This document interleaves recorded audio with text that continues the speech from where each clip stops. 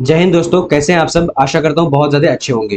जैसा कि आप सभी को पता है कि मैं आप लोगों के लिए सुपर टेट और जो शिक्षक परीक्षा में पूछे गए पीवाईक्यू जो कि 2009 का ये सीरीज में लेकर आया हूं कि पीवाईक्यू को जितने 30 वर्षों के पहले जो पुराने पेपर जो पूछे गए थे वो सारे को मैं आप सबको दिखाने वाला हूँ, पढ़ाने वाला हूँ। ठीक है। और ये सारे जो क्वेश्चन आप लोग को देखना बहुत ज्यादा जरूरी है। क्या पता कि बीपीएससी सुपर टेट जो कंडक्ट करा रही है तो इसमें से ये सारे क्वेश्चन जो आप लोग देखने को मिल जाएगा। ठीक है। तो आप लोग क्या कीजिएगा, पूरी तरीके से हमारे सेशन में बने रहिएगा। ये हमारा पार्ट 2 है। पार्ट 1 जो पहले मैं आप लोग को दे चुका हूं, अगर आप लोग नहीं देखे तो पार्ट 1 को भी देख लीजिएगा। वो वाले वीडियो जो है आप लोग को 1 से लेकर 45 तक मैं आप लोग को पढ़ाया था। उसमें आप लोग को हिंदी हो गया, उसके बाद आप लोग का जीएस और जीके जीएस का भी कुछ क्वेश्चन कराया था। और आज हम लोग कराने वाले हैं मैथ कराएंगे। ठीक है। इस वीडियो में जो 45 से आगे है हमारा मैथ कराने वाला हूं। उसके बाद साथ में जो कुछ जीके भी बचा हुआ था, जीके जीएस, वो भी कराऊंगा। साथ में उसके बाद पेडागोजी को भी जो है करने वाला हूं। ठीक है। तो सारे क्वेश्चन को आज हम लोग 3 सब्जेक्ट को कवर करेंगे इसमें। और आप लोग देख लीजिएगा कि जो 2009 में जो है शिक्षक परीक्षा जो हुआ था उसमें जो कुछ क्वेश्चन पूछे गए थे तो वही सारे बिल्कुल आप लोग को दिखाने वाले सेम क्वेश्चन है। ठीक है, जो 2009 में पूछे गए थे। तो चलिए बिना टाइम वेस्ट करते हुए शुरू करते हैं और आप देख लीजिएगा पहले वाला वीडियो। ठीक है। तो ये सारे क्वेश्चन अगर आप लोग नहीं देखे तो आप लोगों को मैं एक बार सजेशन करूंगा कि देख लीजिएगा। ठीक है। और बाकी हम लोग चलते हैं क्वेश्चन देखेंगे 45 नंबर से आगे। ठीक है। तो 45 नंबर क्वेश्चन को देखने से पहले आप लोग को बता दूं कि चैनल को अगर आप लोग सब्सक्राइब नहीं किए हैं तो सब्सक्राइब कर लीजिएगा। कंटिन्यू हम लोग डेली इस तरीके से क्लास लेकर आएंगे। जो जो आप लोग नहीं पढ़े हैं, नहीं देखे हैं, वो सारा कुछ आप लोग को दिखाने वाला हूं। ठीक है। तो चलिए बिना टाइम वेस्ट करते हुए सबसे पहला क्वेश्चन को देखेंगे। अगर आप लोगों को पता होगा तो जवाब देते चलेगा, नहीं तो हम लोग तेजी से बढ़ते जाएंगे आगे आगे। ठीक है। तो यहां पर देखिए सबसे पहला क्वेश्चन, यानी हमारा क्वेश्चन है 46 नंबर। आप लोग अगर पता है तो इसका आंसर कमेंट सेक्शन में फटाफट से देते चलिएगा। ठीक है। चलो, तो यहां पर देखिए क्या बोला जा रहा है, करेगी सम्राट अशोक की राजधानी का क्या नाम था। तो सम्राट अशोक जो है अपनी राजधानी जो रखा गया था तो पाटलिपुत्र को रखा था। तो करेक्ट आंसर की बात करेंगे तो यहां पर क्या होगा, डी नंबर राइट हो जाएगा। ठीक है। जी हाँ। अब देखिए अगला क्वेश्चन 47 नंबर क्वेश्चन देखिए क्या बोला जा रहा है, करेंगे भारत का राष्ट्रीय पशु कौन है। तो भारत का राष्ट्रीय पशु हाथी, घोड़ा या फिर चीता या फिर बाघ। तो इजीली क्वेश्चन है बिल्कुल। ये प्राइमरी जो शिक्षक जो भर्ती हुआ था 2009 में वही पेपर है। ठीक है। तो देख लीजिएगा। बाकी और भी जो है हम लोग आगे जो अभी धीरे धीरे जो पढ़ेंगे वो सारा क्वेश्चन भी आएगा। आप लोग को ऐसा लगने लगेगा कि ये सारे क्वेश्चन क्यों पूछा था, हम लोग उस टाइम क्यों नहीं एग्जाम दिए थे, ऐसा भी लगने लगेगा। लेकिन आप लोग जब टफ में आएंगे, जो अगला जो एग्जाम लिया था धीरे धीरे टफ किया था, तो वह सब भी पढ़ने वाले हैं। क्योंकि हम आप सबको बता दें पिछले 30 वर्षों का जितने भी सारे क्वेश्चन पढ़ाऊंगा। ठीक है, ध्यान रखिएगा आप लोग। बिहार राज्य में गंगा नदी सबसे लंबा सड़क सेतु कौन सा है। तो बिहार राज्य का जो यानी गंगा नदी में सबसे लंबा सेतु जो है कौन सा है, गंगा सेतु, मोकामा सेतु या फिर क्या है, जयप्रकाश सेतु या फिर महात्मा गांधी। तो महात्मा गांधी सेतु, इसका लगभग जो है 5.57 मीटर ऐसा कुछ है। ठीक है, 72 या 73 मीटर जो ऐसा किलोमीटर है। ठीक है मेरा, तो ये ध्यान रखिएगा। लगभग 5572 या फिर 5500 ऐसे कुछ किलोमीटर लगभग में है। ठीक है। अब अगला देखिए क्या बोला जा रहा है, बिहार राज्य में कितने जिले हैं। तो बिहार राज्य में कुल कितने जिले हैं आपको पता होना चाहिए, ये बेसिक सी नॉलेज है। तो करेक्ट आंसर की बात करेंगे तो 38 जिले हैं। ठीक है, 38 जिले में आप लोग ध्यान रखिएगा। अगला क्वेश्चन देखिए, क्वेश्चन नंबर क्या बोला है, कलिंग युद्ध से संबंधित निम्नलिखित में से कौन है। तो कलिंग युद्ध से संबंधित जो है निम्नलिखित में से कौन है। कलिंग का युद्ध जो अशोक के द्वारा लड़ा गया था, इसमें जो है लगभग 13,000 लोगों की जो है मौत हुई थी। ठीक है। और कलिंग के बाद जो अशोक अपना जो है शस्त्र त्याग कर दिया कि और अब हम नहीं लड़ाई करेंगे। इस वजह से वो ठान लिया था और जाकर के फिर अपने प्रजा के लिए, प्रजा के खातिर उन्होंने बहुत सारे कुछ किया, इसलिए अशोक को महान बोला गया। तो करेक्ट आंसर सी नंबर हो जाएगा। अब अगला क्वेश्चन देखिए, क्वेश्चन नंबर हमारा यहाँ पर क्या है, 15 नंबर। 15 का स्थानीय मान। अब देखिए मैथ्स में हम लोग आ चुके हैं। देखिए 2009 में जो पूछा गया काफी इजी पूछा गया है, बट अगर 2011-12 आगे जाइएगा तो थोड़ा सा टफ पूछा है। ठीक है। तो 15 का स्थानीय मान आप लोगों को तो पता ही होगा कि 15 का अगर स्थानीय मान करेंगे तो यहाँ पर क्या होगा, सॉरी 15 में से एक का, सॉरी किसका, यहाँ तो 15 का स्थानीय मान देखिए, एक का स्थानीय मान पूछा गया था, या क्वेश्चन मिस्टेक हो गया है। एक का स्थानीय मान, तो एक का स्थानीय मान कितना हो जाएगा, 10 हो जाएगा। तो करेक्ट आंसर क्या होगा, तो बी नंबर राइट हो जाएगा। ठीक है। अब देखिए अगला देखिए क्वेश्चन है हमारा 52 नंबर। 17 में दहाई है। तो 17 में दहाई यहाँ पर कौन सा अंक है, देख लीजिए। तो ये इजी है। 17 में जो इकाई ये हो गया और दहाई यहाँ पर 1 हो गया। तो दहाई करेक्ट आंसर क्या होगा, ए नंबर राइट होगा। ठीक है। ये सारे 2009 में पूछे गए क्वेश्चन थे, ये बिल्कुल आप लोग को बिलीव भी नहीं होगा कि ये 2009 में पूछा गया था। आज अगर हम लोग दे दिए होते तो टीचर बन करके आज हम लोग जो कुर्सी में बैठे रहते पढ़ाते बच्चों को। बट कोई बात नहीं, आप इस बार भी 7th फेज में अगर आप लोग अपना बहाली जाते हैं तो आप लोग कंप्लीट तरीके से हमारे साथ बने रहिएगा। बाकी आप लोग को जितने भी सारे 30 वर्ष का पुराना जो है सब कुछ दिखाने वाला हूँ। और आज पेडागोजी भी दिखाऊंगा कि पेडागोजी भी कैसा कैसा पूछा था। निम्नलिखित में से 3 का गुणज, तो 3 का गुणज यहाँ पर क्या हो जाएगा, 3 3 9 हो जाएगा। करेक्ट आंसर की बात करेंगे तो डी नंबर राइट हो जाएगा। ठीक है, चलिए अब देखिए अगला क्वेश्चन, देखिए क्या बोल रहे हैं यहाँ पर, 1 2 3 4 और 0 का उपयोग करके 5 अंकों की सबसे छोटी संख्या। तो सबसे छोटी संख्या यहाँ पर क्या हो जाएगा, देखिए आपको जो है 0 से स्टार्ट नहीं करना पड़ेगा। अगर आप लोग देखिए पांचों अंक का प्रयोग करके तो 0 से स्टार्ट करेंगे तो गलत हो जाएगा। इसलिए हम क्या करेंगे कि 1 से स्टार्ट करेंगे, 1 लेंगे, 0 लेंगे, उसके बाद क्या लेंगे, 2 लेंगे, 3 लेंगे, फिर 4 लेंगे। तो हमारा ये अंक कहां पर बन रहा है, तो करेक्ट आंसर की बात करेंगे तो सी नंबर राइट हो जाएगा। ठीक है, चलिए अब अगला क्वेश्चन है, क्वेश्चन नंबर हमारा क्या है, 55 नंबर है। 4 रुपया 75 पैसे का पेन खरीदने के लिए 25 पैसे के कितने सिक्कों की आवश्यकता होगी। तो देखिए काफी इजी पूछा था, 2009 का जो पेपर है ये। ठीक है, मैं पेपर को दिखा रहा हूं। तो राइट आंसर की बात करेंगे तो देखिए 25 यहाँ पर कितना हो जाएगा, 25 यानी लगभग कितना, 25 पैसे के। तो 4 रुपया का लगभग कितना हो जाएगा, तो 4 गुना 4 हो जाएगा। ठीक है, 4 चौक 16 और 25 तिया 3, तो कितना हो जाएगा, 16 और 9 19 हो जाएगा। तो 19 पैसा मतलब 19 जो है 25 पैसे के सिक्के लगेंगे। तो correct answer C number right हो जाएगा। ठीक है जी, अब अगला क्वेश्चन है, क्वेश्चन नंबर क्या बोला जा रहा है कि 4 केजी ग्राम 50 ग्राम में कितने ग्राम होते हैं। ये कितना इजी पूछा, बिल्कुल जो बच्चा वाला क्वेश्चन है। ठीक है, तो राइट आंसर की बात करें, देखिए 4 केजी में कितना होता है, 4000 ग्राम, 4000 ग्राम हो जाएगा, प्लस कितना हो जाएगा, 50 ग्राम। ठीक है, तो 4050 हो जाएगा। तो 4050 कहां पर है, तो आप यहाँ पर देख करके इसका 4050 जो हमारा सी नंबर में। ठीक है, अब देखिए अगला क्वेश्चन देखते हैं क्या क्वेश्चन नंबर हमारे पास यहाँ पर आ चुकी है, 57 नंबर। 3 लीटर दूध लेने के लिए 200 मिलीमीटर वाले मापक को कितनी बार पूरा पूरा भरना पड़ेगा। तो देखिए 3 लीटर दूध को क्या करना है कि 200 मिलीलीटर एक बर्तन है, उसमें कितना जो है बर्तन भरना पड़ेगा। ठीक है, तो देखिए अब यहाँ पर 1000 ml होता है, एक क्या है, 1000 ml बराबर क्या होता है कि 1 लीटर होता है। तो यहाँ पर 3000 हो जाएगा, 3000 भागा क्या करेंगे 200 कर देंगे। ठीक है, तो आपका कितना आएगा, लगभग जो 15 है। ठीक है, तो 15 जो है क्या हो जाएगा, 15 जो है भरना पड़ेगा, 15 बर्तन को भरना पड़ेगा। ठीक है, इस तरीके का 200 मिली वाला। ठीक है, अब देखिए अगला देखेंगे क्वेश्चन नंबर हमारे पास यहाँ पर आ चुकी है 58 नंबर। एक रेलगाड़ी दिल्ली से शाम कितना निकला है, दिल्ली से शाम 5:10 में निकला है शाम को। ठीक है, तो मिनट पर छूट कर अगले दिन ठीक है 6:45 में पटना पहुंची। तो ये यात्रा जो कुल कितने समय लगेगा, कितना टाइम लगा होगा, तो कितना गया था, 5:10 में जो है शाम में गई थी। अब हम क्या करेंगे कि 6 इसको पहले बजाएंगे, 6 बजाने के लिए हम यहाँ पर 50 मिनट दे देंगे तो बच जाएगा 6। ठीक है, और 6 कितना हो जाएगा, 12 हो जाएगा। तो मतलब 12 को हम पुराना चाहेंगे 12 बजे रात। ठीक है, तो 6.50 हो जाएगा, ये एक दिन का 12 बज जाएगा। ठीक है, उसके बाद फिर कितने पर अगले दिन कितना 6 बजे पहुंचता, तो 1 से लेकर 6 तक, तो 6 घंटा और जोड़ देंगे। 6 घंटा कितना, 6 घंटा 45 मिनट में पहुंचता है, यहाँ पर 45 मिनट और जोड़ देंगे। तो 5 का 5 है 5 और 5 9, उसका 6 12। ठीक है, तो 12 हो जाएगा। अब यहाँ पर हम क्या करेंगे, जब 12.95 मिनट हो रहा है तो 95 मिनट में से हम 1 घंटा और ले लेंगे, तो कितना हो जाएगा 13 घंटा 35 मिनट जो उसको टाइम लगेगा पटना पहुंचने में। तो अब ये भी समझ में आ गई ही होगी।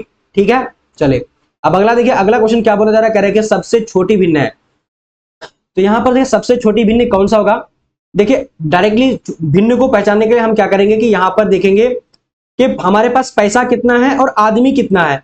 आदमी 11 है और पैसा क्या 21 रुपया है। 21 रुपया को अगर 11 आदमी बांटेंगे तो क्या हो जाएगा, यहाँ पर देखिए बहुत कम पैसा पाएगा, तो ये वाला क्या छोटा हो जाएगा। ये क्या हो जाएगा, ये वाला जो है बड़ा, मतलब अभी देखेंगे, अभी इसको हम आंसर नहीं निकाल रहे हैं। फिर यहाँ पर देख सकते हैं कि 21 बटे तो 7 3 रुपया करके पा रहे, तो यहाँ बड़ा या वाला ये बड़ा दिख रहा है। फिर यहाँ क्या करेंगे, अगर 5 अगर 21 भागा देंगे तो यहाँ पर ये वाला भी बड़ा 5 4 रुपया करके लगभग पाएगा, कुछ समथिंग कर। अगर 21 बटे 13 है, अगर 21 रुपया है और 13 आदमी में बांटेंगे तो देखिए सबसे ज्यादा आदमी कहां पर है, यहां पर है आदमी। ठीक है, आदमी कहां पर है, तो यहां पर है, तो हम कह सकते हैं तो ये वाला क्या है छोटा हो जाएगा, यानी सबसे कम करके ये वाला पाएगा। ठीक है जी, हम ये थ्योरी अपने से बताएं, बाकी अगर आप लोग अगला अपना खुद का कॉन्सेप्ट लगा करके बता सकते भी है, ठीक है, जितना जल्दी हो सके कर सकते हैं। 42/56 का सरलतम रूप है, तो 42/56 का सरलतम रूप यहाँ पर कौन सा हो जाएगा? देखिए ये क्वेश्चन आप लोग के लिए मैं छोड़ रहा हूं, देखिए कौन कौन से स्टूडेंट जवाब दे रहे हैं, ठीक है। वैसे मैं आप लोग कमेंट सेक्शन में कमेंट कर दूंगा ये पूरी तरीके से आंसर। मैं देखना चाहता हूं ये कि आप लोग कौन कौन जो है वीडियो को देख रहे हैं और जवाब भी दे रहे हैं, ठीक है। अब 61 नंबर देखिए, 3/4 का प्रतिशत रूप है। 3/4 का प्रतिशत रूप जो हो जाएगा यहाँ पर आप इजीली कर सकते हैं, 3/4 गुना क्या 100, ठीक है। तो 25 चौका 100, तो कितना हो जाएगा? 25 या 75, 75% यहाँ पर डी नंबर करेक्ट हो जाएगा। अब अगला देखेंगे क्या बोला जा रहा है, कह रहा है कि क्या है कि 2/5 में घातांक। देखिए एक होता है घात होता है और एक होता है घातांक होता है, ठीक है। क्या होता है? घातांक होता है। तो घातांक में अब देखिए यहाँ पर घात कौन सा है, तो घात की बात करेंगे तो 5 ये घात हो जाएगा और ये क्या है कि 2 जो है घातांक है, तो 2 जो है यहाँ पर करेक्ट आंसर की बात करेंगे 2 घातांक हो जाएगा, ठीक। अब अगला देखिए क्या बोला जा रहा है, कह रहा है कि 1296 का वर्गमूल। तो अब क्या क्या करेंगे, 1296 को यहाँ इजीली आप एलसीएम लगा दीजिएगा और जितना बाकी आएगा, जैसे देखिए मैं बता देता हूं आप लोग को, ठीक है, मैं आप लोग कर लीजिएगा एलसीएम। तो देखिए आपको इस तरीके से आएगा 2 गुना 2 गुना 2 गुना 2, 1 मिनट, 2 गुना 2 गुना 2 गुना 2 गुना 3 गुना 3 गुना 3 गुना 3, इस तरीके से आने वाला है, ठीक है। तो आप यहाँ पर ऐसे ऐसे करके आप लोग जो है 2 गुना 2 गुना 2, सॉरी 2 नहीं 3 गुना 3 हो जाएगा, तो 2 दूनी 4 या 12 या 36 हो जाएगा, तो 36 इसका जो है क्या रहेगा? वर्गमूल हो जाएगा। आप लोग एलसीएम करके एक बार देख लीजिएगा, यह तो बेसिक सी नॉलेज है, ये आप लोगों को पता ही होगा। दूसरा 64 नंबर देखिए, क्या है? 90 डिग्री के कोण को कहते हैं, तो 90 डिग्री के कोण को समकोण कहा जाता है। ये 90 डिग्री का कोण है, ठीक है, समकोण है, ठीक। तो इजी है, बिल्कुल इजी है, बस आप लोगों को मैं जल्दी जल्दी दिखा दूंगा। और आगे जो पूछा गया थोड़ा सा 2011-12 फिर आगे पीछे पूछा गया, तो वो वाला थोड़ा सा टफ है, लेकिन ये वाला बहुत इजी है। मैं आप लोग को शुरू जो कर रहा हूँ तो ये वाला इसलिए कर रहा हूँ ताकि हम लोग क्या करेंगे, सिंपल से कॉम्प्लेक्स की ओर बढ़ेंगे, ठीक है, राइट। त्रिभुज के तीनों कोणों का योग होता है 360 डिग्री या फिर 180 डिग्री, तो 180 डिग्री होता है। एक कोण जो होता है 60 डिग्री का होता है, आप सबको पता होगा, ठीक है। देखिए वर्ग की परिमिति, तो वर्ग की परिमिति जो होती है वो होती है, क्या होती है? वर्ग की परिमिति बराबर होता है, जल्दी से आप सब बता सकते हैं, ठीक है। तो 4 इंटू भुजा, तो 4 इंटू भुजा यहाँ पर बी नंबर में है। अब यहाँ देखिए आयत का क्षेत्रफल, तो आयत का क्षेत्रफल क्या होता है? लंबाई इंटू चौड़ाई, इतना इजी दे दिया है कि क्या बताया जाए, ठीक है। अगला देखिए क्वेश्चन है हमारे पास है कि एक वृत्त की त्रिज्या 7 सेंटीमीटर है तो उसकी परिधि क्या होगी? 2009 में पूछा गया, सारे जितने भी एक से लेकर जितने भी पढ़ा रहा हूँ सारे 2009 में पूछे गए। तो देखिए वृत्त की त्रिज्या बराबर क्या होता है? क्या होता? परिधि बराबर 2, क्या परिधि बराबर क्या होता है? 2πr² होता है, ठीक है, 2πr², ठीक है। तो 2 इंटू 22/7 कर देंगे इस तरीके से, r कितना है? 2πr², तो 7 है, मतलब यहाँ पर क्या हो जाएगा? 2πr होता है, ठीक है, परिधि 2πr² होता है, क्षेत्रफल होता है, तो 7 काट देंगे, यहाँ पर 44 आ जाएगा, तो 44 यहाँ पर कौन सा स्ट्रीम है, ठीक है, बिल्कुल इजी है। अब अगला देखिए क्वेश्चन है, वर्ग की एक भुजा 5 सेंटीमीटर है तो उसका क्षेत्रफल क्या होगा? तो यहाँ पर 5 सेंटीमीटर, तो देखिए भुजा स्क्वायर होता है वर्ग का क्षेत्रफल बड़ा, भुजा स्क्वायर होता है, तो भुजा स्क्वायर को यहाँ पर भुजा 5 इंटू 5 25 हो जाएगा, तो 25 वर्ग सेंटीमीटर करेक्ट आंसर हो जाएगा। अब अगला देखेंगे पाई का मान 22/7 होता है, यहाँ पर करेक्ट आंसर ए नंबर हो जाएगा, ठीक है, और सॉरी 22/7 यहाँ पर है, ठीक है, बिल्कुल इजी है, इसलिए मैं तेजी तेजी दिखा रहा हूँ ताकि आप लोग को टाइम वेस्ट ना हो, जिसमें टाइम अभी पेडागोजी जो अब आ रहा है, देखिए पेडागोजी अब यहाँ पर देखिए पेडागोजी अब आ चुका है जो कि 2009 में पूछा गया था, ठीक है, 2009 का पेडागोजी। एक अनुत्तीर्ण छात्र के प्रति आपका व्यवहार होना चाहिए, तो एक अनुत्तीर्ण छात्र जो है क्या होना चाहिए? व्यवहार क्या करेंगे? घृणापूर्ण, उससे घृणा करेंगे या फिर अपेक्षापूर्ण या फिर क्या अभिप्रेरण करने वाला, फिर उपरोक्त में से कोई नहीं। तो देखिए जो बच्चा अनुत्तीर्ण होगा तो हम उनको बोलेंगे, उसको अभिप्रेरणा करेंगे, उसको मोटिवेशन देंगे कि नहीं अभी आज नहीं पास होएगा, चलो अगले बार हो जाइएगा, हो जाना है तुमको, ठीक है, हो जाओगे। तो ये वाला क्या होगा? करेक्ट आंसर सी नंबर होगा। देखिए इसलिए मैं तेजी तेजी आप लोगों को समझा रहा हूँ, बेसिकली हम लोग सीटेट में तो इतना अच्छे तरीके से अगर समझदारी से आप लोग पास हुए होंगे तो आप लोगों को तो पता ही होगा, बिल्कुल इजी है, ठीक है। अगला देखिए किस विधि से छात्र प्रभावी अधिगम करते हैं? तो कौन से विधि को? देखिए सुनकर, रटकर, स्वयं करके, तो देखिए यहाँ पर इजी है, पॉजिटिव वर्ड है, स्वयं करके, ठीक है, खुद करके जो सबसे ज्यादा सीखेगा। अगला देखते हैं क्वेश्चन नंबर क्या है यहाँ पर, धार्मिक शिक्षा का लाभ है, तो धार्मिक शिक्षा का लाभ कौन सा होगा? देखिए अगर हम धार्मिक शिक्षा देंगे तो उसमें कौन सा लाभ होगा, धर्म प्रचार के लिए, ये वाला गलत हो जाएगा। संकुचित दृष्टिकोण विकसित करने के लिए, गलत हो जाएगा, संकुचित दृष्टिकोण नहीं करना हमको, ठीक है। तो धार्मिक विधि विधान सिखाना, ये वाला भी गलत हो जाएगा। अब देखिए, धार्मिक शिक्षा देंगे तो धर्मों के बारे में मूल्य उसको पता चलेगा और उसका व्यवहार कैसा है, उसके व्यवहार को अपना सुधारेगा। किसी भी धर्म को हम बताएंगे कि ये धर्म जो ऐसे है, इस तरीके से बताएंगे तो धर्म का मूल्य समझने लगेगा, उनका जो रिस्पेक्ट करेगा, ठीक है। तो करेक्ट आंसर डी नंबर होगा। अब अगला देखते हैं, क्वेश्चन नंबर क्या है, 74 नंबर। प्रारंभिक स्तर पर शिक्षा का माध्यम होना चाहिए, तो क्या होना चाहिए, राजभाषा, राष्ट्रभाषा, अंग्रेजी, तो क्या, मातृभाषा। Correct answer D. अगला देखिए, यदि प्रधानाध्यापक किसी शिक्षक से रुष्ट तो क्या करना, क्या शिक्षक रुष्ट है तो क्या करना चाहिए। रुष्ट मतलब होता है कि मतलब जैसे एक होता है अस्पष्ट, एक होता है रुष्ट। रुष्ट मतलब क्या है कि थोड़ा सा वो ध्यान नहीं दे रहा है, उसका अलग रुझान है, ठीक है। तो उनकी क्या नाराजगी पर क्या करेंगे, मतलब ध्यान दें, नाराजगी पर ध्यान देंगे, या फिर उसका विरोध करेंगे, या फिर उससे मिलकर उन संदेहों को स्पष्ट करेंगे, या फिर उच्च अधिकारी को क्या करेंगे, मतलब शिकायत करेंगे। तो शिकायत तो नहीं करना है, यहाँ पर क्या करेंगे, उसका जो क्या वो रुष्ट है, मतलब उससे दूर भाग रहा है, उससे गुस्सा है, क्यों है, तो हम उसका संदेह को जांच करेंगे, देखेंगे और बात करेंगे उससे, ठीक है। करेक्ट आंसर सी नंबर हो जाएगा।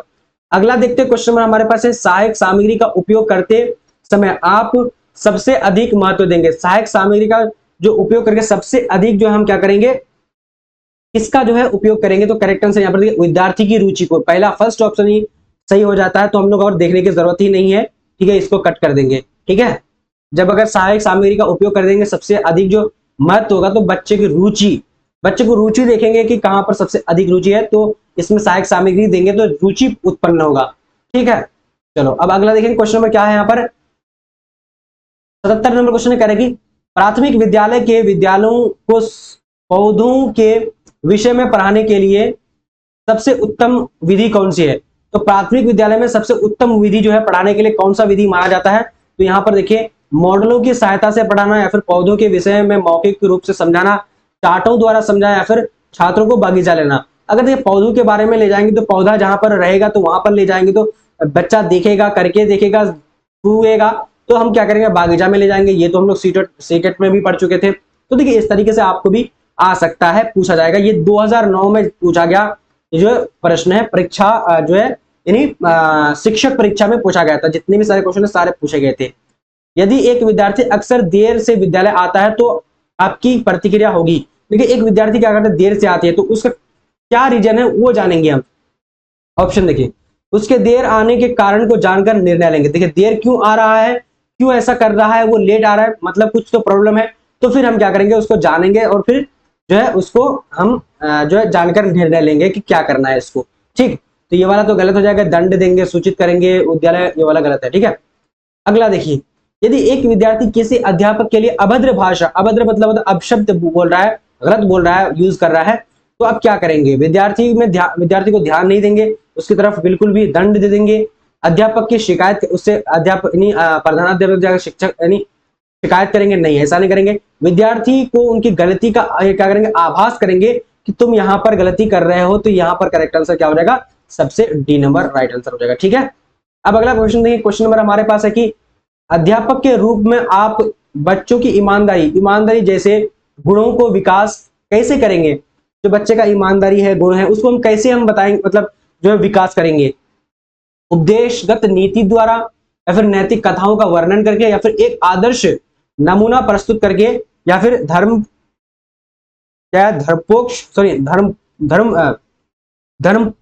उपदेश के द्वारा। तो देखिए हम क्या करेंगे, एक नमूना देंगे, जैसे कि अगर हम अपने आप ईमानदारी दिखाएंगे, हम क्या करेंगे, क्योंकि देखो बच्चा क्या करता है कि नमूना को देखता है, मॉडल अपना मॉडल के देखिए, जब माता पिता को अपना वो क्या करे, प्राथमिक जो है मानता है, मॉडल मानता है कि वो जो भी कर रहा है उसको अनुकरण करके, उसको देख करके सीखते हैं।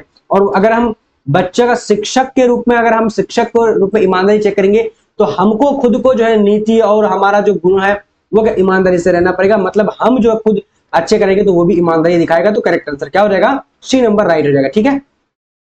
अगला 81 नंबर देखिए क्या बोला जा रहा है, प्राथमिक स्तर पर पाठ्यक्रम किस तरह होना चाहिए। तो प्राथमिक स्तर पर जो पाठ्यक्रम होना चाहिए वो बाल केंद्रित होना चाहिए, बिल्कुल टाइम भी वेस्ट नहीं करेंगे। 2009 में ये सारे क्वेश्चन जो पूछा जा चुका है, ठीक है, ध्यान रखिएगा। इस तरीके से हम लोग जो पिछले 30 वर्ष में जो पूछे गए हैं जितने भी टीचिंग परीक्षा में, तो वो सारे मैं आप लोग को दिखाने वाला हूं। इसलिए अभी तक मैं बोल रहा हूँ कि चैनल को अगर सब्सक्राइब नहीं किया तो सब्सक्राइब कर लीजिएगा और नोटिफिकेशन बेल ऑन कर लीजिएगा। अभी तो टाइमिंग नहीं बनाया हूं, लेकिन लाइव क्लासेस का टाइमिंग हो जाएगा बहुत जल्दी ही, आप लोग देख लीजिएगा।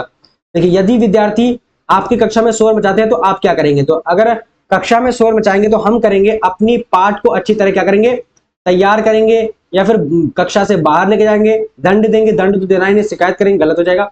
हम अपनी पाठ को अच्छी तरह से तैयार करेंगे तो बच्चा क्या करेगा कि पढ़ेगा, शोर मचा कर थोड़ा सा जो बोल करके पढ़ेगा, लेकिन जब हम पाठ को अच्छी तरह से बनाएंगे तब।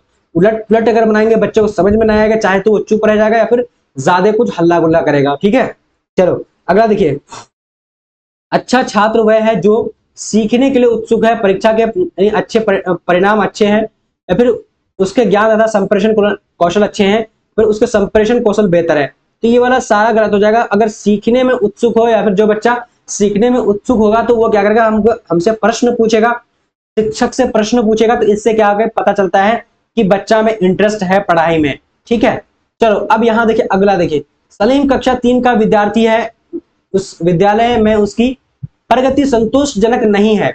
शिक्षक विद्यालय में उनके माता पिता को बुलवाते हैं और उसे ज्ञात होता है कि वे अशिक्षित हैं। शिक्षक को चाहिए, तो शिक्षक को क्या करना चाहिए, आपको इसका जवाब देना है। ठीक है, देखिए वो बच्चा क्या है कि प्रगति में संतोषजनक नहीं है, वो अपना प्रगति नहीं कर पा रहा, प्रोग्रेस नहीं हो रहा है। तो क्या करेंगे, शिक्षक को क्या करना चाहिए, उसे चेतावनी देना चाहिए कि यदि वह अधिक मेहनत नहीं करेगा तो विद्यालय से निकाल दिया जाएगा। ये तो बिल्कुल गलत वाली बात है, धमकी दे रहा है बच्चों को, ऐसा नहीं करना हम लोगों को। ठीक है, उसका देखिए, उसे कक्षा में अतिरिक्त सहायता देना और संभव हो तो कक्षा के बाद भी सहायता देना। तो ये वाली थोड़ा सा ठीक लग रहा है, अभी तो हम लोग इसको सही करके जा रहे हैं। बाकी अगला देखते हैं। विद्यालय बंद होने के पश्चात ट्यूशन लेने के लिए कहना। भाई ट्यूशन क्यों लेने के लिए बोलेंगे, हम फिर क्या पढ़ा रहे हैं, हमारी कहां पर कमी हो रही है, ट्यूशन लेने बोलेंगे, गलत हो जाएगा। माता पिता को परामर्श देना कि वे अपने बच्चे की पढ़ाई के स्थान पर किसी अन्य कार्य में लगाना। अन्य कार्य में क्यों लगाएंगे, हम बोलेंगे कि बच्चा जब पढ़ नहीं पा रहा है या फिर उसका जो है प्रगति नहीं हो रहा है तो हम बोल देंगे कि नहीं इसको पढ़ाओ मत, जाकर के कोई काम में लगा दो। ये तो बिल्कुल सरासर गलत हो जाएगा। ठीक है, अगला देखते हैं 50 नंबर। यदि विद्यार्थी कक्षा में पढ़ाए गए पाठ को ना समझे तो अध्यापक को क्या करना चाहिए, क्या करेंगे, एक बार पाठ को दोहराना तो गलत हो जाएगा, निगेटिव टैग। विषय में विद्यार्थी के पूर्व ज्ञान को देखना चाहिए, बिल्कुल पूर्व ज्ञान को देखेंगे कि क्या जानता है, उसी हिसाब से उसी लेवल से हम पढ़ाएंगे तो बच्चा सीखेगा। ये वाला गलत हो जाएगा। अगला पाठ शुरू कर देंगे, गलत हो जाएगा। ये भी क्या, पाठ को बच्चों के घर में पढ़ने के लिए कहेंगे, गलत हो जाएगा। ठीक है, पाठ को क्यों बच्चों को पढ़ने के लिए बोलेंगे। ठीक, चलिए अगला देखते हैं। क्वेश्चन है हमारा 66 नंबर। विद्यालय के पाठ्य चर्चा के रूप में आप विद्यालय निरीक्षण पर जाते हैं। आप एक कक्षा में शोरगुल सुनाते हैं। निरीक्षण करने पर पता चलता है कि छात्र सामूहिक क्रियाकलाप कर रहे हैं और शिक्षक अपना मार्गदर्शन कर रहे हैं। आपकी राय क्या होनी चाहिए। यहाँ पर क्या कर रहे हैं कि बच्चा जो है मिलजुल करके शोरगुल करते हैं लेकिन पढ़ता भी है, सामूहिक तरीके से पढ़ता है। तो देखिए आप लोग को पता ये चल रहा होगा, अभी के सीटेट का हम लोग जो है पेडागोजी को पढ़ रहे हैं। ठीक है, लेकिन देखिए ये 2009 में जो है इन्हीं शिक्षक परीक्षा में पूछा गया था, इसलिए आप सबको दिखा दे रहा हूं। तो हम क्या करेंगे कि यह पढ़ाने का अच्छा तरीका है, क्योंकि सिर्फ एक दूसरे से नहीं बल्कि बच्चा क्या है खोज करके एक दूसरे के द्वारा इंटरेक्ट करके सीखते, तो यह वाला बिल्कुल सही हो जाएगा। बाकी ये सारा कट कर दो, गलत है। ठीक है, चलिए तेजी इसलिए कर रहा हूं ताकि आप सब तो ये सब कुछ मेरे ख्याल से भी आप लोग भी समझ जाएंगे, पढ़ भी लेंगे। अगर ज्यादा में बोल रहा हूँ तेजी में तो आप लोग रुक लीजिएगा, वीडियो को देख लीजिएगा। ठीक है, प्राथमिक कक्षा में शिक्षक पानी और बर्फ का अंतर सिखा रहे हैं। पानी और बर्फ का अंतर सिखा रहा है तो हम क्या करें, मतलब एक बच्चा क्या है कि वो नेत्रहीन है, अंधा, सॉरी डिसेबल बच्चा है, सॉरी अंधा तो नहीं बोला, सॉरी अंधा नहीं, नेत्रहीन है, मतलब वो क्या है कि डिसेबल बच्चा, आंख से डिसेबल है। उसे ये अंतर सिखाने का सबसे अच्छा तरीका क्या होगा। तो देखिए हम क्या करेंगे कि बच्चों को क्या करेंगे, टेप रिकॉर्डर से सुनाएंगे कि ऐसे ऐसे जो भी चीज ऐसे रहेगा, या फिर सुना करके, बच्चा जब डिसेबल है आंख से वो देख नहीं पा रहा है तो हम सुना करके तो ये वाला इतना जो है नहीं होगा। ठीक है, हम बर्फ का टुकड़ा और पानी का टुकड़ा प्रत्यक्ष उसे दे देंगे हाथ में और अनुभव कराएंगे कि देखो एक बाल्टी में पानी दे देंगे, एक बाल्टी में बर्फ, तो दोनों बच्चा हाथ डालेगा तो देखा अरे एक तरफ ज्यादा ठंडा एक तरफ कम ठंडा है, तो इससे बोलेगा कि यहाँ पर बर्फ है, तो ये वाली सबसे बढ़िया चीज है, तो ये वाला ऑप्शन क्या होगा, सही हो जाएगा। बाकी ये वाला गलत हो जाएगा। ब्रेन लिपि में किताब, ये भी ब्रेन लिपि भी जो है नेत्रहीन बच्चों के लिए, डिसेबल बच्चों के लिए है, लेकिन सबसे बेटर ऑप्शन यहाँ पर ये वाला हो जाएगा, ठीक है, अनुभव यहाँ पर कराया जाएगा, ठीक है जी। अब अगला देखिए, आप निम्नलिखित में से उन विद्यार्थियों को अच्छे मानेंगे, उन किन विद्यार्थियों को सबसे अच्छे मानते हैं, आप लोग फटाफट से जवाब देने हैं। तो देखते हैं, जो शिक्षक का सम्मान करे, या फिर जो शिक्षक से हमेशा प्रश्न पूछते हैं। जी हाँ बिल्कुल, हम क्या करेंगे, उन बच्चों को अच्छा मानते हैं कि वो बच्चा एक्टिव है, जो बच्चा क्या करता है कि जिज्ञासु होता है, जो प्रश्न पूछते हैं। तो करेक्ट आंसर सी नंबर हो जाएगा, ठीक है। अब अगला क्वेश्चन देखेंगे, क्या बोला, यदि कोई छात्र आपसे पूछता है लेकिन आप उसका उत्तर सही तरीके से नहीं जानते, ऐसी स्थिति में आप क्या करेंगे। तो देखिए, एक बच्चा जो है हमसे प्रश्न पूछता है और हम जो है मुझे पता ही नहीं है प्रश्न का जवाब, तो हम क्या करेंगे कि उसको उस विद्यार्थी से कहेंगे कि इसका प्रश्न असंगत, ये जवाब जो है नहीं है, गलत है, ये प्रश्न ही असंगत है, गलत हो जाएगा। फिर कक्षा में विद्यार्थियों के सम्मुख लज्जित होने से बचने के लिए डांट कर बैठा देंगे। हम क्या करेंगे, जब अरे यार हमको पता भी नहीं है, तो बच्चों क्या करेंगे, है तुम ये वाला सवाल मत पूछो, डांट देंगे और बैठा देंगे। तो ये वाली बात क्या है, गलत हो जाएगा। उसके प्रश्न का कुछ उत्तर नहीं देंगे, उसका प्रश्न का कुछ उत्तर नहीं देंगे, गलत हो जाएगा। छात्र को बताएंगे कि प्रश्न का उत्तर मालूम करके आपको हम अगले दिन बता देंगे। तो ये वाली बात सही हो जाएगा, ठीक है। अब अगला क्वेश्चन देखते हैं, क्या बोला जा रहा है, आपके कुछ साथी शिक्षक धूम्रपान के आदी हैं और विद्यालय में भी धूम्रपान करते हैं, तो आप क्या करेंगे। देखिए, आपके जो शिक्षक साथी है तो वो क्या करते हैं, धूम्रपान करते हैं, ठीक है, तो वो स्कूल में भी करता है, तो इससे जो इम्पैक्ट क्या पड़ेगा, इससे इफेक्ट पड़ेगा, बच्चों पर भी पड़ जाएगा। तो हम क्या करेंगे, उसको छुड़ाने के लिए उनके साथ धूम्रपान करना पसंद करेंगे, गलत, ठीक है।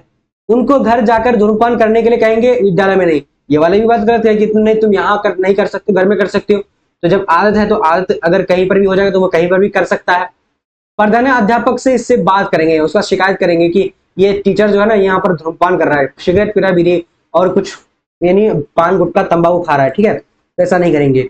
धूम्रपान से स्वस्थ पर पड़ने वाले प्रभाव एवं विद्यार्थियों पर पड़ने वाले असर को समझाएंगे। हम बात करेंगे कि इससे क्या होगा कि आपके शरीर पर भी प्रभाव पड़ेगा और बच्चों पर भी प्रभाव पड़ेगा, इससे क्या क्या बीमारी होती है, तो इस तरीके से उसको बातचीत करेंगे, खुद ही वो छोड़ देगा। 91 नंबर देखिए, गृह कार्य को छात्रों के लिए लाभप्रद बनाने हेतु निम्नलिखित में से क्या उचित समझेंगे। गृह कार्य को क्या करेंगे, होमवर्क जो देंगे उसको क्या करेंगे, बच्चों के लिए लाभप्रद। तो हम क्या करेंगे कि छात्रों की योग्यता के आधार पर कार्य दिए जाए, बिल्कुल सही है। उसके बाद क्या, गृह कार्य छात्रों के रुचि के अनुरूप, बिल्कुल रुचि में अनुरूप हो, उसके मिलान मिलता जुलता हो, दैनिक जीवन से संबंधित, तो बिल्कुल ये वाली सही है। लेकिन यहाँ पर क्या होगा, उपयुक्त सभी सही हो जाएगा। अगला, कंप्यूटर युग में अध्यापक महत्वहीन हो रहा है। कंप्यूटर आज युग है, अध्यापक महत्वहीन हो रहा है, तो उसका कोई वैल्यू नहीं हो रहा है, तो ऐसा हो सकता है, नहीं, गलत है। इस संबंध में आपके विचार है, आपका क्या विचार है। अब मान लिया मेरे पास कंप्यूटर है तो हम विद्यालय नहीं जाएंगे, शिक्षक के पास नहीं पढ़ेंगे, तो ये वाली बात बिल्कुल गलत है। महत्वहीन कहीं नहीं हो सकता, हमारे पास सब कुछ रहते हुए, क्योंकि कंप्यूटर हमारा जो है सब कुछ नहीं करके दे सकता है। देखिए अब ऑप्शन देखिए, अध्यापक कभी महत्वहीन नहीं हो सकता, बिल्कुल सही है। कंप्यूटर की मदद से कक्षा में शिक्षण बेहतर किया जा सकता है, बिल्कुल ये वाली बात भी सही है। कंप्यूटर का उपयोग हर प्रकार के शिक्षण के लिए नहीं किया जा सकता, ठीक है। अब हम कंप्यूटर को बोलेंगे कि तुम मुझे अपना होमवर्क लिख करके दो, मेरे कॉपी में लिख करके दो, तो लिख करके देगा, हमको खुद करना पड़ेगा। तो ये जो कंप्यूटर जो है यानी शिक्षक कभी भी महत्वहीन नहीं हो सकता, इसका मतलब क्या गई, ऊपर में से सभी राइट आंसर हो जाएगा। अब अगला देखेंगे, क्या बोला जा रहा है, विद्यार्थियों को उनकी प्रगति के विषय में जानकारी से विद्यार्थी क्या होते हैं, प्रसन्न होते हैं। अब विद्यार्थी जो है प्रगति होता है और उसको हम क्या करते हैं कि उसको फीडबैक देते हैं, तो बच्चा क्या करते हैं, क्या करेगा, प्रसन्न होते हैं या फिर उत्साहित होकर वो अच्छे कार्य करने लगते हैं। बिल्कुल ये वाली बात क्या है, सही है, वो उत्साहित होते हैं कि हम अच्छा कर रहे हैं तो और भी अच्छा करने की कोशिश करेंगे, तो ये वाला बात सही है। बाकी ये सारा क्या है, गलत हो जाएगा। अगला देखिए, आपके कक्षा शिक्षण में एक छात्र प्राय पीछे बैठकर रेखा चित्र बनाते हैं, आप क्या करेंगे, उसे कक्षा में पढ़ाए जा रहे विषय पर ध्यान देने को कहेंगे, या फिर क्या बोलेंगे। देखिए एक बच्चा क्या कर रहा है कि पीछे बैठ करके रेखा चित्र बना रहा है, आप क्या करेंगे, तो देखिए हम क्या करेंगे कि उसकी कला प्रतिभा की दिशा प्रदान करेंगे, ये वाली बात बिल्कुल क्या हो जाएगा, सही हो जाएगा। बाकी ये तीनों गलत हो जाएगा। अगला देखते हैं 95 नंबर, क्या बोला, यदि एक बालक कक्षा में बहुत कम क्रियाशील है, बहुत बिल्कुल कम क्रियाशील, एक तरह का पैसिव है वो, ठीक है, काम नहीं करना है, वो क्रियाशील नहीं है, तो आप क्या करेंगे, उसे दंड देंगे, गलत हो जाएगा। दंड देंगे तो और भी वो मतलब छोड़ छाड़ के ही भाग जाएगा। उसकी उपेक्षा की क्या करेंगे, शिक्षण जारी रखेंगे, देखिए ये वाला भी बात क्या है, थोड़ा बहुत ठीक ठाक लग रहा है। उपेक्षा कर शिक्षण जारी रखेंगे। चलो अब अगर उससे संबंधित कारणों को जानेंगे, बिल्कुल जब बच्चा क्रियाशील नहीं है, पैसिव है, मतलब एक्टिव नहीं है वो, तो हम उसके कारणों को जानेंगे, क्या आखिर प्रॉब्लम क्या है। प्रॉब्लम जब जान लेंगे फिर हम क्या करेंगे, निदानात्मक उसको जो है निदान मतलब उसको उपचार करेंगे, फिर जाकर के उसको समझ में आएगा सब कुछ और वो पैसिव से यानी एक्टिव हो जाएगा। खेल एक प्रक्रिया है जिसका उपयोग किया जाता है। खेल एक प्रक्रिया, बालकों को पढ़ाने में, बालकों को क्रियाशील बनाने में, बालकों को सिखाने में उपयुक्त सभी, ये वाला चीज सही हो जाएगा। ठीक है, चलो ज्यादा डिफाइन नहीं करने का मतलब कि आप लोग सीटेट में ये सारा कुछ इजीली पढ़ लिए होंगे और जानते भी होंगे। ठीक है, अगला देखिए, बालक के सीखने पर सर्वाधिक प्रभाव पड़ता है। तो बालक के सीखने के लिए देखिए, जब बालक सीख रहा है तो सबसे ज्यादा जो प्रेरणा का जो प्रभाव पड़ता है, हम बच्चों को जो सीख रहा है तो उसको प्रेरित करते रहेंगे तो वो क्या करेगा, खुद से वो सीखेगा। ठीक है जी। ज्ञानात्मक उद्देश्य का संबंध मस्तिष्क से, हृदय से, हाथों से, बातों से। तो ज्ञानात्मक जो उद्देश्य है वो मस्तिष्क से, करेक्ट आंसर की बात करेंगे तो ए नंबर राइट हो जाएगा। अगला देखते हैं, शिक्षण में सहायता सामग्री का उपयोग किया जाता है। तो शिक्षण में सहायता सामग्री का जो उपयोग किया जाता है वो किसमें किया कौन सा क्या होगा देखते हैं अपना अगला मतलब। ठीक है, तो शिक्षक को प्रमुख शैली बनाने के लिए जो हम शिक्षक का सहायता जो सामग्री होती है वो क्या होता है, शिक्षण को अधिक स्वाभाविक व उपयोगी बनाने के लिए। तो यहाँ पर करेक्ट आंसर क्या हो जाएगा, जो शिक्षण को मनोरंजन, हाँ बिल्कुल उपयुक्त डी नंबर होगा, यानी सभी लगभग सही होगा। ठीक है, अब देखिए अगला 100 नंबर क्वेश्चन, जो कि 2009 में ये 100 क्वेश्चन पूछा गया था, जिसमें आप सबको हिंदी, उसके बाद आप लोग को हिंदी भी बताया, उसके बाद मैथ भी बताया, उसके बाद जीके एंड जीएस भी बताया। ठीक है, जीके जीएस भी बताया। ठीक है, उसके बाद पेडागोजी भी अभी बता रहा हूँ, पेडागोजी भी खत्म हो गया, अब हम लोग कंप्लीट कर लिए क्लास को। ठीक है, तो देखिए भारतीय संविधान के किस अनुच्छेद में शिक्षा मौलिक अधिकार बताया गया। देखिए भारतीय अनुच्छेद यानी 21A, क्या 21A में जो है शिक्षा का अधिकार के बारे में बताया गया है कि शिक्षा जो है हर बच्चों के लिए जरूरी है। हर बच्चों को जो है नहीं 1 से लेकर 14 साल तक का बच्चों को जो है नहीं शिक्षा जो दी जाए तो फ्री में दी जाए, और बच्चों को जो हर एक चीज जो प्रोवाइड कराया जाए तो वो मातृभाषा में कराया जाए ज्यादा से ज्यादा। तो यह वाला तो आप लोग सही हो रहेगा ए नंबर। तो देखिए आज हम लोग 100 क्वेश्चन को ये कवर कर चुके हैं और ये पेपर हम लोग 2009 का पेपर को सॉल्व किया। अब जो अगला जो पेपर रहेगा वो अगला पेपर आप लोग का 2022 का भी मैं दिखा दूंगा आप लोग को, जो कि पूछा था वो भी दिखा दूंगा। ठीक है, जो कि बीपीएससी के द्वारा ही पूछा गया था। ठीक है, वो भी आप लोग को बीपीएससी के द्वारा पूछा गया था। और जितने भी टीचिंग परीक्षा का क्वेश्चन है वो सारे कुछ मैं दिखाने वाला हूं। बस आप लोगों को क्या करें, चैनल को सब्सक्राइब करके बेल आइकन को प्रेस कर लीजिए और एसएस एकेडमी टेलीग्राम को ज्वाइन कर लीजिए। वहां पर आप लोगों को जो है पीडीएफ फ्री में प्रोवाइड कराता हूं। तो देखिए आज का सेशन नंबर इतना ही तक, और आप लोग जल्दी चैनल को सब्सक्राइब कर लिए होंगे उम्मीद है, और आज की क्लास भी आप लोग को अच्छा लगा होगा। तो इतना ही तक, और मिलेंगे अगले लाइव सेशन में, तब तक के लिए जय हिंद।